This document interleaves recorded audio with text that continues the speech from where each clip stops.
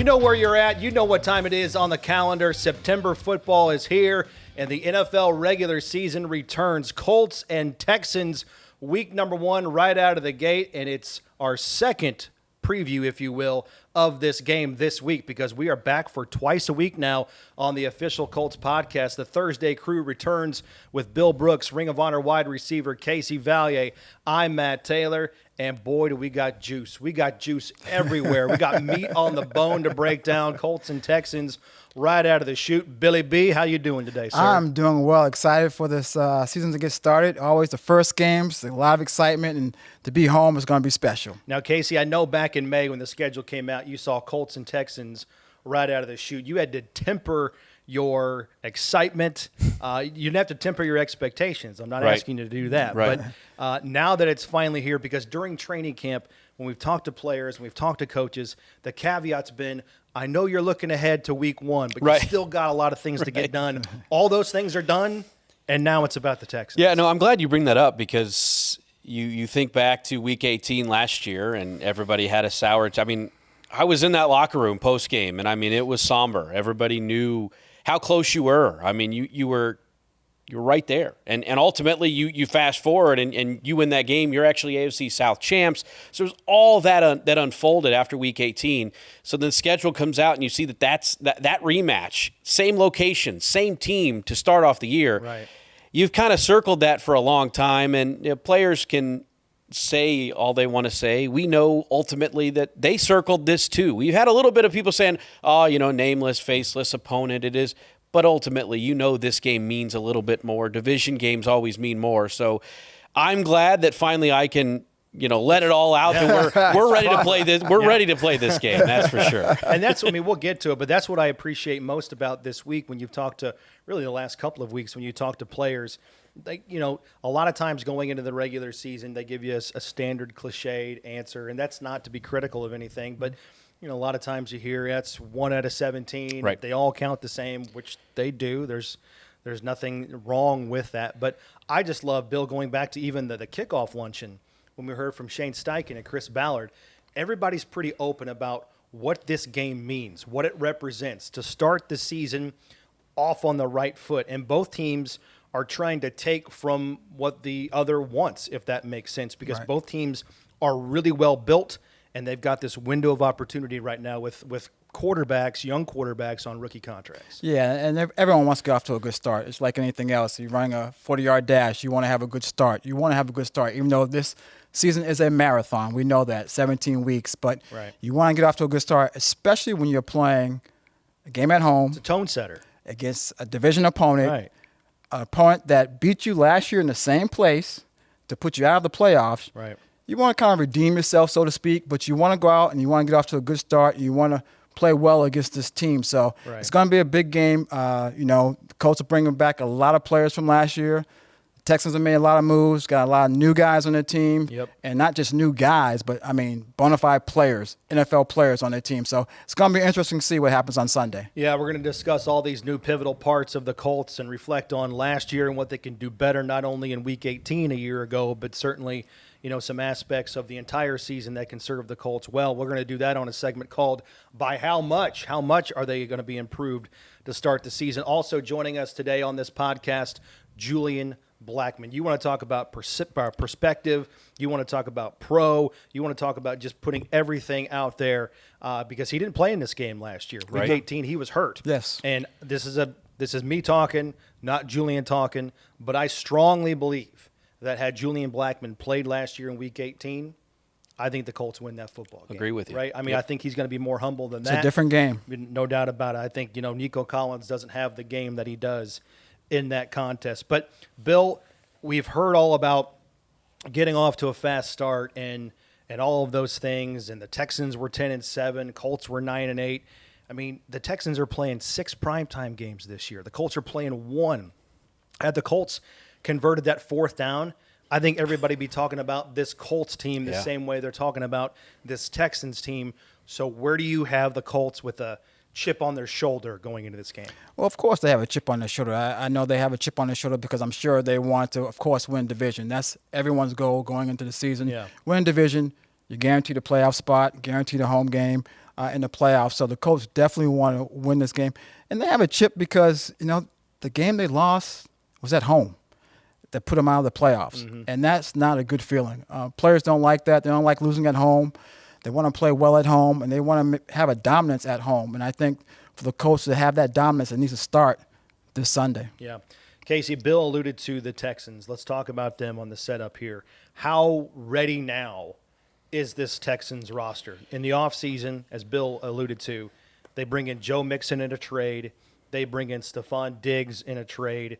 Danielle Hunter comes over in free agency. The Texans last year, they become the first team in the history of the NFL to add 3 players who recorded 10-plus sacks, have a 1,000-yard rushing season, and have a player have at least 100 catches in the previous season. Yeah. Right? So first team to do all that in the same offseason.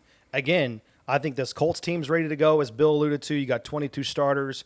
You've got Anthony Richardson coming back. He's going to raise the I think the ceiling and the potential of this team across the board.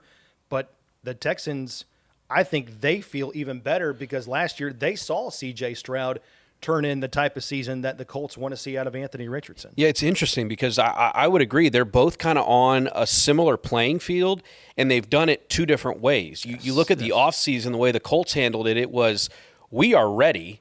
We're going to have our quarterback back healthy, so let's bring back this roster that was, as you mentioned, a 4th down away, from ultimately winning the division. For the Texans, they almost felt like they were playing a little bit with house money in a way last year where they kind of exceeded those expectations. So you know how it is in this league. Quarterback on a rookie deal, that's kind of your time to feed. And they're going for it. And they're going for it. So you talk about Danielle Hunter, Stephon Diggs, Joe Mixon. So ultimately they are ready, but I think it kind of puts them right where the Colts are. Like the Colts have established over the last handful of years their core, their group of guys that, they didn't go out and get a whole bunch of big free agent signings when it comes to outside, but the guys they signed in-house would have been a big splash in other places. So that's what they did. Their big splash moves were retaining guys like, as you mentioned, in Julian Blackman, who we're going to hear a bit later on, Kenny Moore, Michael Pittman. Like those were the important pieces this Colts team needed to bring back. So yes, Houston definitely retooled. They've got a revamped with a lot more talent than what they had last year, but it puts them kind of on the same arc, if you will, as where the Colts are. Yeah, like I said, we've seen it out of C.J. Stroud. I mean, 4,000 passing yards last year, 5th rookie quarterback ever to reach that milestone. NFL Offensive Rookie of the Year. You can go on and on and on. He loves to push the ball down the field. That he does. Incredibly accurate. And we'll talk about that. But Bill, more than anything, it's not just C.J. Stroud. It's that weaponry. It's the weaponry with Diggs and Tank Dell, who didn't play in Week 18. No. Nico Collins, he torched the Colts last year in 2 games. He had that 75-yard bomb for a touchdown. He had a touchdown also in that Week 2 game last year, which I know is apples and oranges to where we are now. But, Bill, I'm just curious for you, where does Stroud and his weaponry around him, where does that rank for you going into this season in terms of toughest challenges for that secondary that's still pretty young and it's got a lot of potential, but they're going to be tested right away? Yes, this is a tough challenge for them. They're coming out the gate probably with one of the toughest, to me, trio of receivers in the National Football League. As you mentioned, Collins, Diggs, and Dell. Those guys can light up on you. They all have something different they can give to the offense, so they're special. But let's not forget about Dalton Schultz, also the tight end. Let's forget about Joe Mixon in the backfield, Damian Pierce. So they have weapons out there. Yeah. So CJ right now ranks very high in that regards as far as being able to possibly repeat what he did last year or maybe even better because he has the weapons around him. He has another year under his belt and how he can go after this season. He knows what to expect now. So I think as far as CJ, he can have a great year. He has the weapons around him. And I think, as you said, he's under the rookie contract. They're going for it right now. They surround him with the players, not just on offense, but also on defense as well. Yeah, we'll talk about that defense coming up in just a second. But Danielle Hunter, that's a guy that, talking with some of their folks in Houston, Laramie Tunsil was out a little bit during the training camp. And, those second and third offensive tackles had a little bit of a struggle blocking Danielle Hunter, getting after C.J. Stroud there. All right, let's go into the season here. It's Week 1, but we do want to talk a little bit big picture here. I want to go to a segment called By How Much, because last year the Colts finished 9-8. We're just so close of making the playoffs. Where do they need to improve?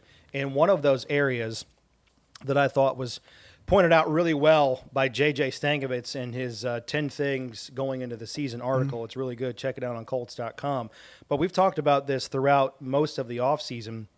Colts last year, really good, consistent scoring points, but they could be even better in situational football. Last year, again, 10th in scoring, but we're bottom 10 in red zone touchdown rate, 49%. Also bottom 10 in third down conversion rate at 35% for the season. And only two teams that were bottom 10 in red zone last year in terms of scoring touchdowns made the playoffs. Those teams would be Tampa Bay and Pittsburgh, and both of those teams, ironically, were also 9-win teams. So it is one of those things where I think Anthony Richardson, Casey, coming back is going to boost the Colts' efficiency in that regard. But it's really something that has to be improved. And I'm curious, based on what you saw in the preseason and training camp, it's going to be improved. But again, with the theme of the segment here, by how much, in your opinion? Yeah, that's a $1 million question ultimately, because that is situational football is always one of those when you dive into analytics or whatever, it really rises above the top. But I think when you have a healthy Anthony Richardson, especially in the red zone, that's where I'm sticking, is red zone.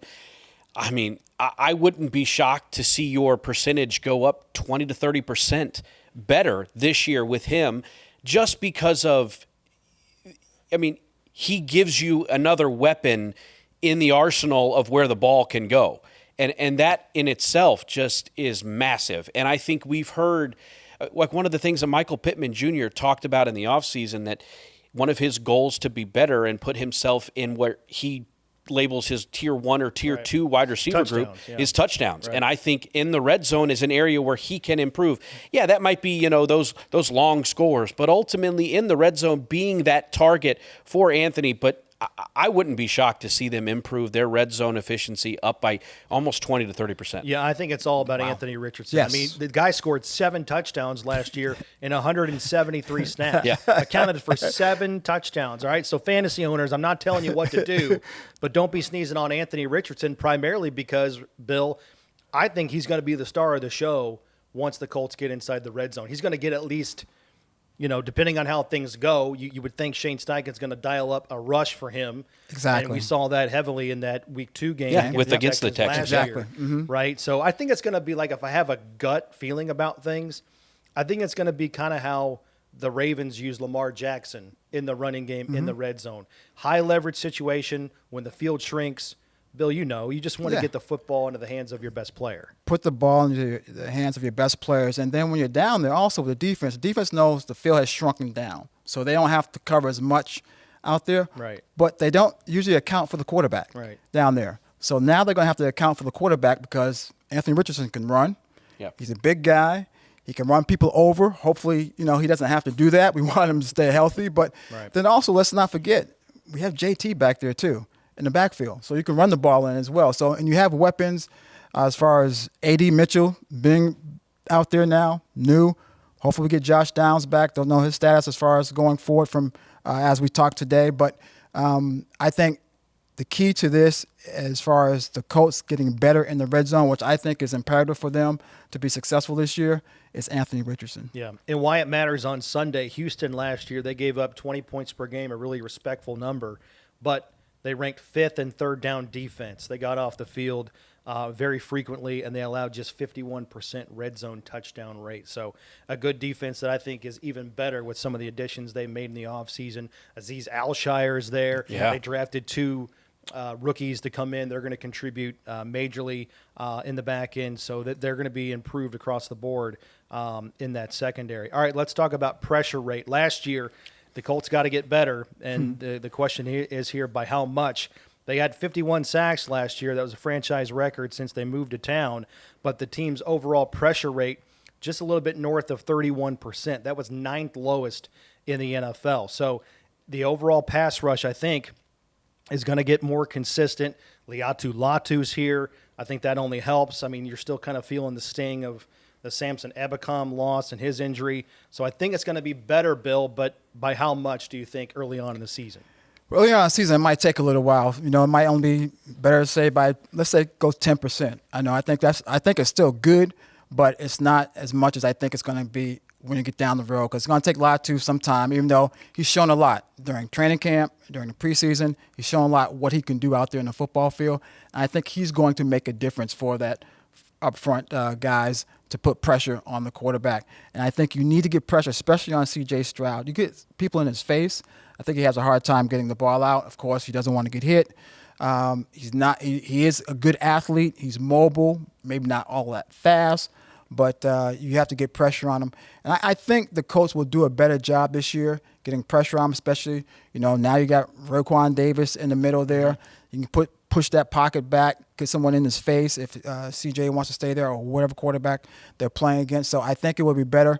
Let's say about 10 to 15% starting off in the season. Let me ask both of you, how does this number relate to, because you want to get pressure rate. Pressure rate is just for your entire team. Yes. Right? It's your entire defense. It's not just your front four. Mm-hmm. And I think sometimes we look at, okay, this number is indicative of how good your front four is, which, that's part of it. There's no doubt about that. But you're going into year number 3, fellas, with Gus Bradley at the helm of this defense. Can you afford to be a little bit more aggressive and maybe blitz more and trust people on the outside to win more in man coverage, because then you can get after the quarterback a little bit more? Last year, only 4 quarterback hits for the entire game on C.J. Stroud, and you only sacked him twice. No, I think that's key. And I think you mentioned it, because one of the big topics we've heard at nauseum is the youthful secondary and the belief that they have.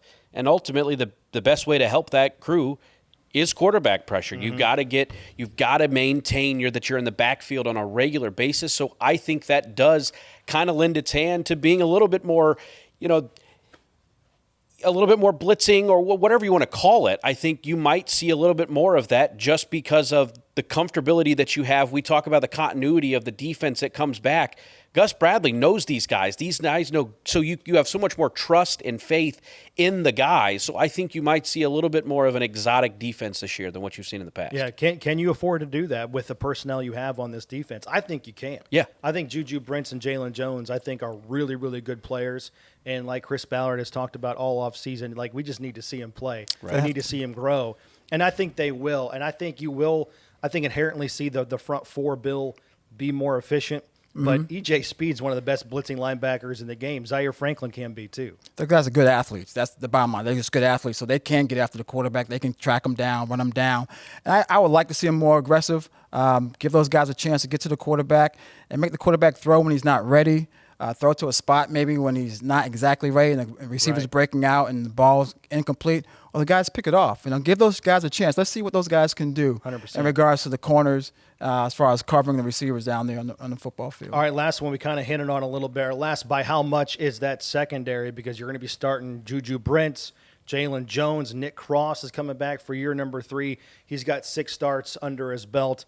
These are all guys that are just oozing with potential, and then you pair them up with Julian Blackman, who we're going to hear from in just a second, Kenny Moore the second. That secondary should be better this season, Bill, but by how much? They should be better. They're not rookies anymore. Those guys have some games under their belts. They've been practicing. They missed some time. Just have to keep those guys healthy. I think these guys can improve quite a bit. I think they're talented, and I'm going to say that they can go 40%. If you want to put a number on it, I'm going to go about 40%. I think these guys are athletic enough to do it. So let's give them a chance to do it. And I think with the upfront 4, 8, how many guys are going to be in there, right. To rotate in there, to put some pressure on the quarterback, that's going to help those guys. And I believe those guys have the confidence in themselves that they can do the job. I'm right with Bill. Honestly, I had 40% for, where they're going to be if you put it on a percentage scale. That's what I was thinking too, because I've been pretty bullish on this secondary. I've heard the outside noise but I honestly liked what Juju Brents gave you. Now, what you want to see is him more on the field, because injuries definitely, really hampered his growth, if you will, as a rookie. But also, I thought what Jalen Jones did, he was a guy that we weren't really talking about. Ultimately, he earns himself a spot, mainly special teams during camp, just because you couldn't take him off the field. You knew that in a pinch, maybe he could step in. And I thought, as a rookie with very low expectations, he filled that bar really, really quickly. And ultimately, we've seen him pick up right where he left off. I mean, he has taken another jump during camp. He had a good camp. I think he is definitely ready to be in that mix. And you talk about the veteran guys you have in Julian and Kenny, and you mentioned Nick Cross at the top as well, and what those guys are going to do to help elevate his game. He's kind of seen the ups and downs of what a lot of people go through in the NFL, where you're the guy and then you're not the guy and now you're the guy again. So he's seen what that looks like. So I'm really intrigued by what this Colts secondary could do, because I'm pretty bullish on him. Yeah, Wyatt Matters coming up on Sunday. The Colts last year, 88 explosive pass plays allowed. That was, or those, what qualifies that are completions of at least 16 yards.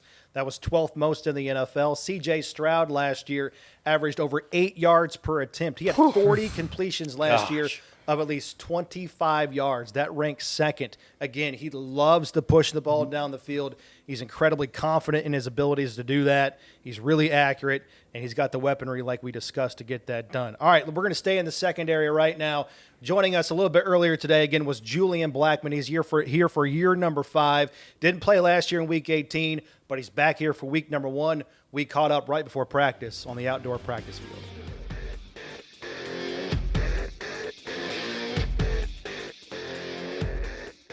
As promised, we're joined now with Julian Blackman, Colts safety, going into Week 1. It's the Colts and the Texans.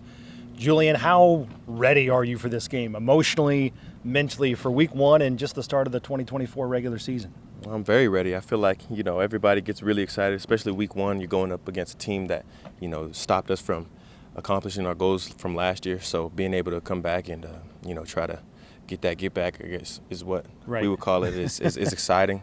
Especially for me, it's been a while.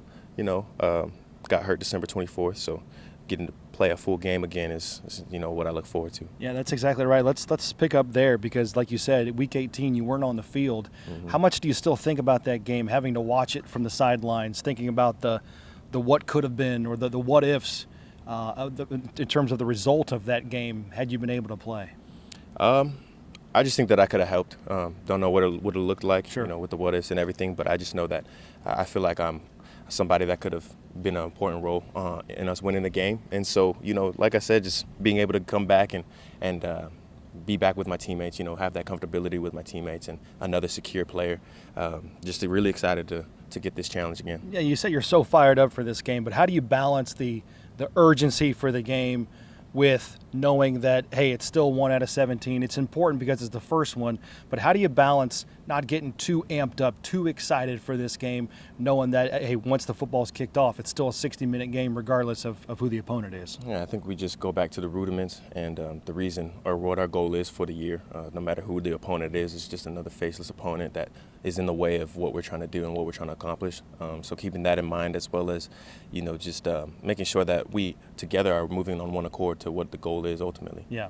All right, loaded question on this. I get it. But what makes C.J. Stroud so good this early on in his career?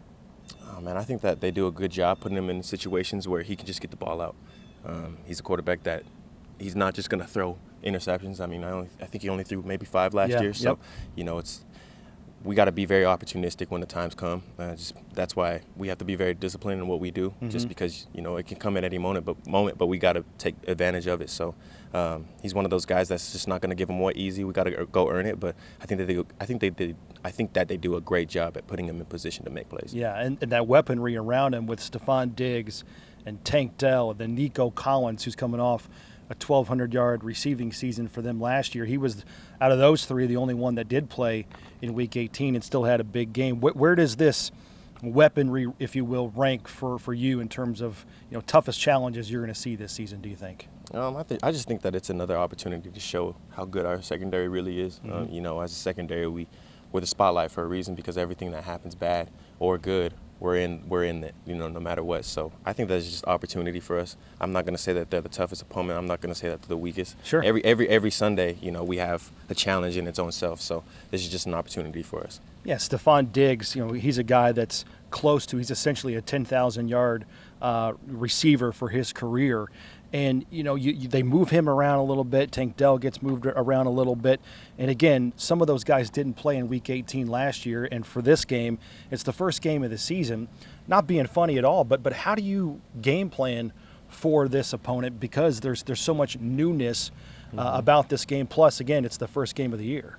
Well, I think that guys do really certain things really well, and so you got to understand, where Tank Dell's getting the ball, where Nico's getting the ball, right, and what Stephon Diggs made his money at. And so, knowing that, going back to watch his Buffalo tape, his Vikings tape, sure. I mean, you see where he's getting the ball, so you can plug him into the offense that Texas or that Houston had last year, and just go off of that. But then at the same time, it's week 1. You don't know what you're going to get.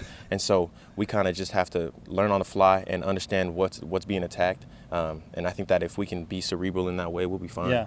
You played a lot of week 1 games.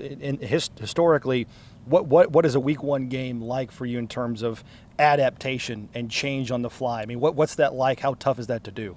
I mean, the mentality is just get better this drive, just get better this down. Yeah. Just try to understand what I'm seeing, get my feet in the ground, and feel the game, because everybody comes out with a bunch of adrenaline, and you got to get past that. And once you get past that, it'll be fine. So for me, it's just one step at a time and just understanding my keys, and that helps. Yeah, there's no doubt about that. All right, you came back for this team, wanted to come back in free agency. You did so for a variety of reasons. There's no doubt about that. But one of the big ones is you wanted to continue to play with Kenny Moore in the secondary. Why is he so important to you? Just because outside of football, he's a special person. He's a very kind person. He's a very giving person. He's the kind of friend that, quickly turns into someone that you end up loving, as a brother. Just because he's always been there for me. He'll reach out and just check on me, see how I'm doing, and I vice versa. Like we say to each other, we got brothers. Yeah. We're brothers for life. And so I just think that being able to play with someone that I, care about in that way also helps elevate my game. Sure. Especially because all of the great things that he's done, I want to be the kind of player that also can do those things. And so that's why I look up to him a lot. And, this season's going to be really fun. You talked about all those things that you guys appreciate about one another off the field. How does that help you on the field? I mean, when you look at him, is it always just knowing, like, hey, 23, I always know this guy's going to be in the right place at the right time? I don't have to necessarily worry about this guy because I know he's going to be in the right spot. There's a sense of calmness, and I think that's for any player that does things consistently. When you get out there with Zaire, when you get out there with Buck, when you get out there with the guys that are very consistent in Grove, yeah, our DNs, everybody that's a starter, honestly, you just grow a sense of, okay, I know that they're starters for a reason, like I put it, and that's not taken away from anyone else, but I mean, the starters are starters for a reason because they're consistent. And so, when you get guys like that, superstars like that, it's easy to be like, all right, let me go do my job because I know the ball's coming at some point. No question about that. All right, another guy you're going to be running with on Sunday is Nick Cross. In year number 3, he's the starter. What is it about his game that gives you confidence he's ready for that role in the back end with you? I think that Nick has improved over the years, over time. He hasn't just stayed stagnant. And so really excited. Obviously, the learning is still something that we all still need to do.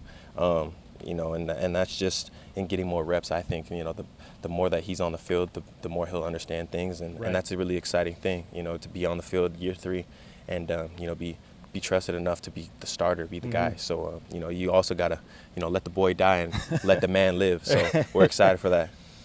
Well, I don't want you to give anything away in terms of the game plan, but all throughout training camp, you guys were interchangeable, right? Strong safety for you, free safety for him, vice versa, just trying to feel it out, trying to get that best combination on the field. If you do those things at times during the game, what are the biggest pros to that? What's the biggest benefit to being able to kind of switch and interchange positions, and what does that do to the opposing offense? A big pro is just different looks, just getting different kinds of situations for the quarterback. Right. He's not always going to expect me to be the down safety, so now he's really got to go through his progression and really read someone else or however you're supposed to read as an offensive player. And I think that for me, it makes me more opportunistic. Obviously, I feel like I'm pretty versatile, so being able to play both is what I'm strong at both of them. I can't say that I lack in either or. Right. And so just also the trust that the coaches have in me to be able to play both and wanting to be able to take the ball away. I think that's one of my things that I'm really good at. And so, moving me in certain situations is the reason why we do it. All right, last one. You're one of the biggest leaders on this defense. I know you obviously haven't been here this entire time with the week 1 losing streak and all that stuff that dates back to 2013 and Colts looking for the first AFC South championship since 2014. Obviously, the quest for all of those things starts on Sunday. But what else are you guys talking about? When you guys are back there in the locker room at your locker stalls, what else is being discussed about the Texans and what this game kind of represents to set the tone, and of course them being the team that essentially knocked the Colts out of the playoffs last year? I mean, I feel like everybody's talking about Houston, and that's the thing. Like, everybody's talking about Houston's going to win Super Bowl, how Houston's going to win the South. It's just going to be a breeze. They're going to go do this and do that. And I really don't really feed into it. I just see it from, what people show me, honestly. They're like, hey, did you see about this? I'm like, I really don't care. Yeah. Because I don't feed into that kind of thing. I know that they still got to come here. They still got to play. And we also got to show up in that same way. And also, it's a legacy that we want to leave behind. Mm-hmm. It's like deeper than just us as Colts now. How do we want Colts to come in the future to play against Houston, mm-hmm. against Jacksonville, against Tennessee, against those teams in the South? How do we want it to look? So we're just trying to dominate. That's the goal. Like you said, these things don't matter, but 6 primetime games for the Texans, Yep. 1 for the Colts. Yep. I mean, is there a chip on your shoulder when you hear things like that? Definitely, and when you look at stuff like that, that just means that we got to change the culture. Obviously, this is a team that's known for winning, but it hasn't been like that since, you said it, 2014. Right. And so that's what we're looking for. We have the guys to do it. We have the coaches to do it. We have the organization to do it. So now, really, it's up to us to take the next step. All right, you're a class act. Julian Blackman right there, getting ready for Week 1, Colts and Texans. Julian, always appreciate your time. Good luck. Appreciate you, too. Thank you.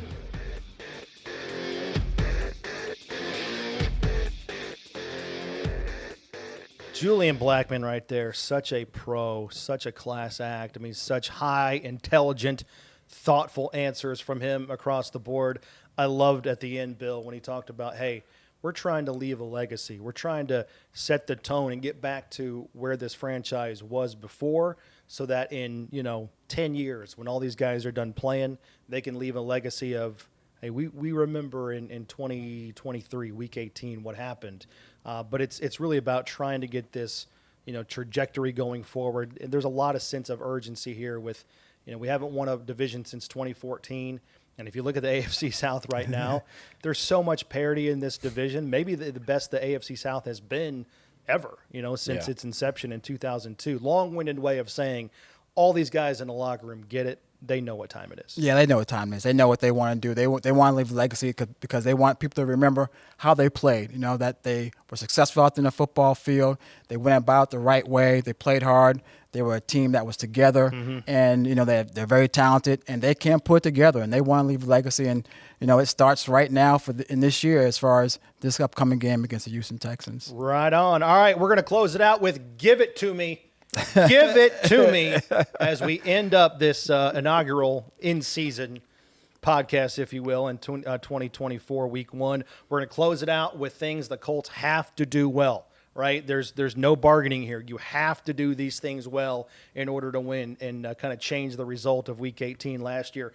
Bill, give it to me. Your one or maybe a couple areas where you think the Colts need to dominate. It's a couple of areas, and we talked about them earlier as well. Defensively, get pressure on the quarterback. I think they have to do a good job of getting pressure on the quarterback, make him get rid of the ball before he really wants to, and also not allow the big passing plays against this team. They have to do better than that. I think they will be better this year in that. And from an offensive standpoint, as we mentioned earlier, red zone. Has to be successful in the red zone. When we have an opportunity to score points, score touchdowns. Yes, field goals are good, but when we have an opportunity to get a touchdown, let's get a touchdown in the red zone to put more pressure on the other team's offense to keep up with us. That's right. That helps our defense to go get after the quarterback because they're going to have to pass to catch up with us. Yeah, if the Texans do not have a 100-yard receiver in this game, that bodes well for the Indianapolis Colts. You just can't give up the excess plays and the mental blunders that lead to a Nico Collins 75-yard touchdown right out of the gate. Casey Vallier, give it to me for Sunday. So I agree with Bill on the explosive plays, but I'm going make them one-dimensional. Their running attack we saw last year towards the bottom of the NFL. They make the big move for Joe Mixon of an established veteran runner, but I think make them one-dimensional. Make it be just C.J. Stroud. So ultimately, in my eyes, bold take here, I think the best position group for this Colts team is the defensive line.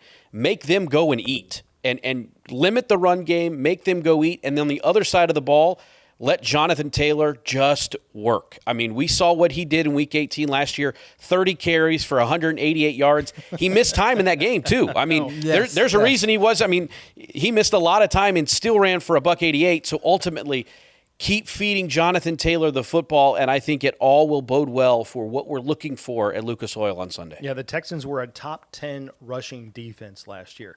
But, Bill, you want to know the number the Colts ran for in 2 games against Houston a year ago? Oh, I know it's a lot. You got a guess? I don't. I'm It going to say starts with 300. the three. 3. I was going to say 300. I was going to say 300. 353 total yards for the Colts rushing in 2 games against the Houston Texans. And Jonathan Taylor's still running, by the way. Yeah, Yes. he is. Yeah. He had a $188 in And he week didn't play in number the first 18. game.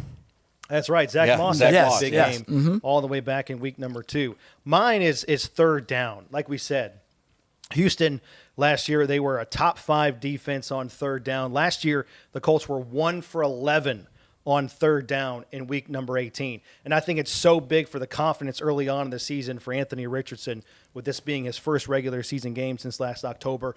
Stay out of third and long and don't overcomplicate the game for him. I think that would be big, especially early in the game. Oh, definitely. You want to keep things simple and to stay on track as far as to speak. You want to be 3rd and 3, 3rd and 4. You don't want to be too much more than that. Yeah. If you can stay on that, then it keeps the whole playbook open for you to use. And I think Shane would do a great job of putting the right plays into Anthony's hands and let him go out there and work the plays and make those plays successful so guys can continue to drive and get a first down and continue those drives and hopefully score in the red zone. Third and short, third and manageable, especially when you're in plus territory. Right. Like you talked about, you want to capitalize on all your scoring threats. You want to get touchdowns. You don't want drives to stall out in plus territory on third and long. And this leads to something that we really haven't talked about yet, and that's my bad as we close out here. But you want to extend drives because you don't want to have Shane Steichen have to make a decision in the kicking game, right? Because we don't know yet about Matt Gay's situation and dealing with a sports hernia situation right now. We don't know if he's going to kick or Spencer Schrader's going to kick as we sit here and tape this right now. But Spencer Schrader is a rookie, undrafted rookie free agent, has literally never kicked in an NFL regular season game. Matt Gay is about as clutch as you get in these days here in the NFL. You want to keep it out of Shane Steichen's head there to have him make a decision on 4th down. You want to pick up those 3rd and shorts because you don't want to have to think about, should we kick it here? No. Just make things simple there by being good on 3rd down. I agree.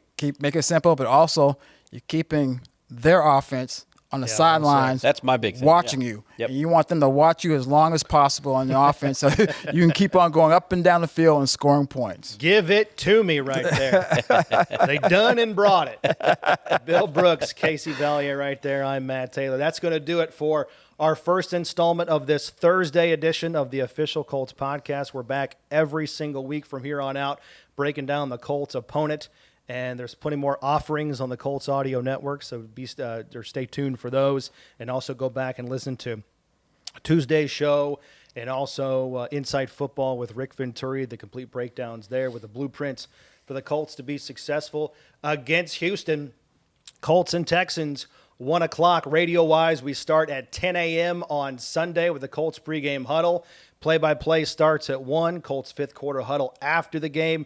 Instant reaction with Bill Brooks and J.J. Stankovitz after the game on the podcast channel here on the Colts Audio Network. So it doesn't matter where you go. You can't escape us. We're going to find you, and we're going to kind of hit you over the head with everything you need to know about this matchup and all season long here on the Colts Official Podcast. For Bill Brooks, Casey Vallier, I'm Matt Taylor. Thank you for watching. Thank you for listening. Our thanks again to Julian Blackman, Kevin Connors behind the scenes there with the 1s and the 2s. Appreciate everybody for watching and listening, and we will talk to you next week on the Thursday Official Colts Podcast. So long.